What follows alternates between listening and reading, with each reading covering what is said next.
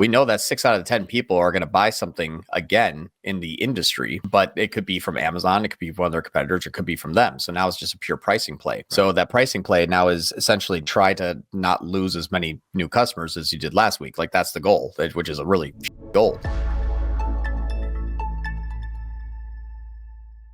I have some data on kind of proving the model out about the deduping by ad set and the omnichannel traffic flows and how Meta is now kind of consolidated what they call opportunities to specific campaigns. So we'll go through the proof that we can see inside a data suite, which is where it's our diagnostics tool in the lab. Essentially, this is the tier 11 data suite. And that is what we're going to be showing some examples as how Meta is now utilizing their campaign targeting and creative targeting, and how you now have to think about your new structure and setup inside of Meta.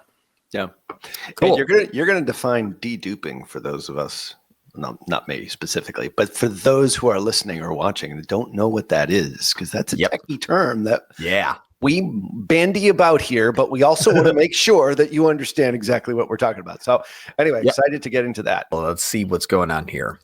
All right, so I can't show the name of this company. It is a fairly large company, and so what we want to do is simply show the results.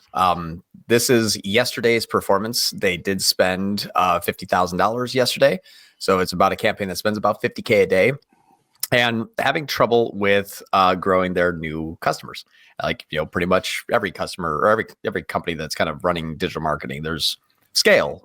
That's it. That's all you want. Scale, scale, scale, scale, scale. So when that is always the primary target, there's always obviously something that is limitations, and those limitations are now being overcome and identified by the kind of tier 11 data suite CAPI import feature, both for Meta and for Google.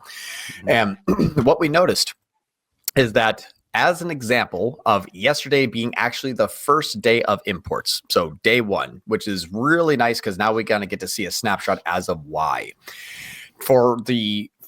For all transparency, and I can prove this, I just have to change the screen here and go off camera here for a moment. But they spend about $1.3 to $1.5 million per month, and big spenders. Exactly, big spenders, but also very, very hard to grow new customers because they have a great brand recognition and they've been in the industry for 25 years.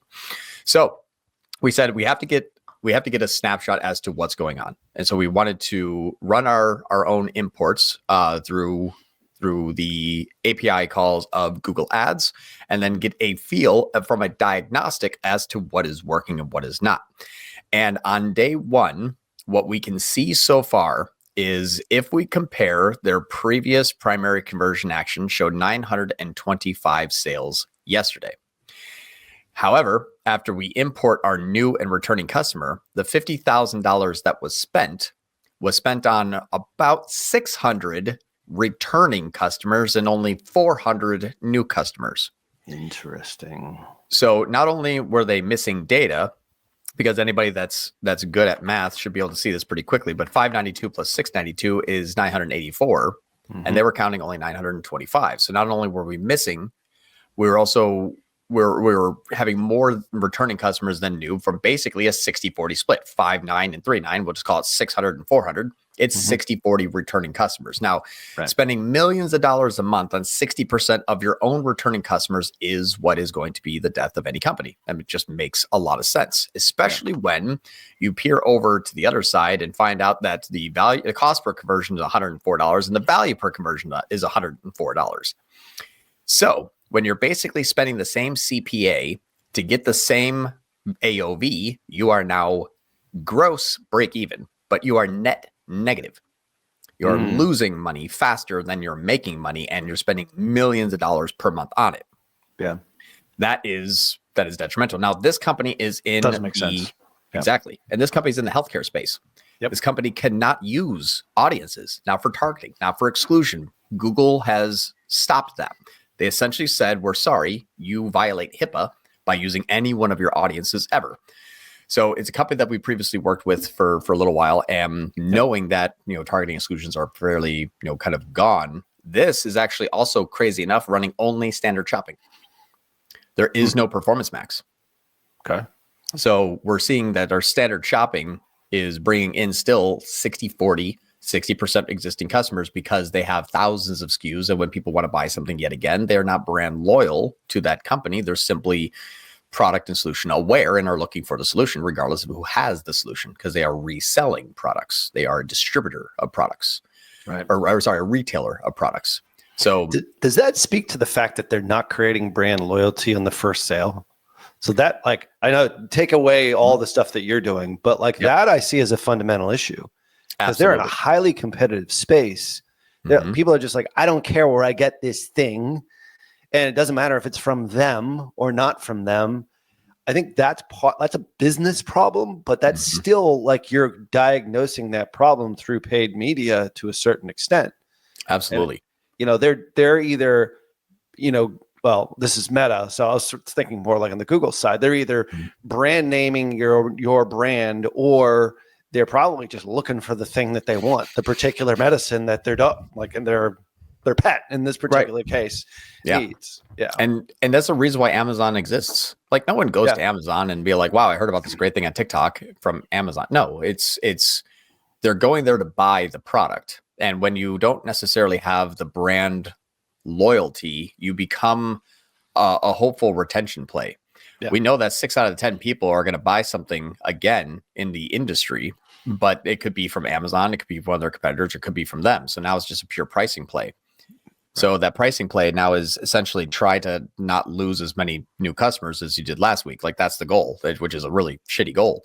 And this is a super price sensitive market.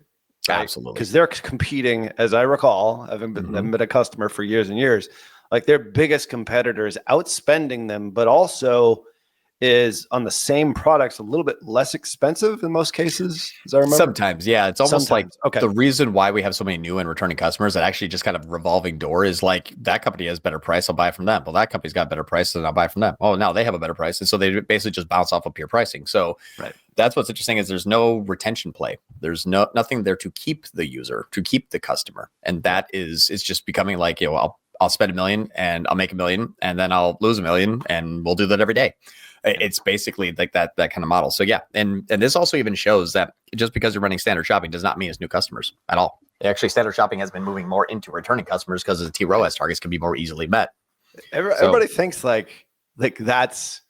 I mean, Google Shopping is used so much for like reordering stuff that you've already bought. People don't really think about it that way. Like, of course, everybody's going to, brand name or Google brand name my name. Doesn't necessarily happen that way. And you've seen that plenty of times, especially now using this. It's like you can push it right back to the actual, either keyword or ad campaign specifically, and it proves itself out. Yeah, and optimize towards that. And that's what we're kind of be working on now is we needed to get a little bit of a sense as to what's going on. And we found out, like, you're losing thousands of dollars a day in net profitability. So yeah, like that's just one example of being able to just simply, we're not even optimizing towards it really yet. Like, this is just day one of visuals. So just being able to use, the tier 11 data suite to understand what your campaigns are even delivering to you, much less optimized towards it later on. But this is a really good understanding of saying like, that's what's actually true. Not CPA, not ROAS, because they actually have a great ROAS. They have a 3 and 4x ROAS. It shows they're making $4 and $5 million per month. But if 60% of those are people that are coming back because by chance, this is in dire straits. So yeah, it's very interesting.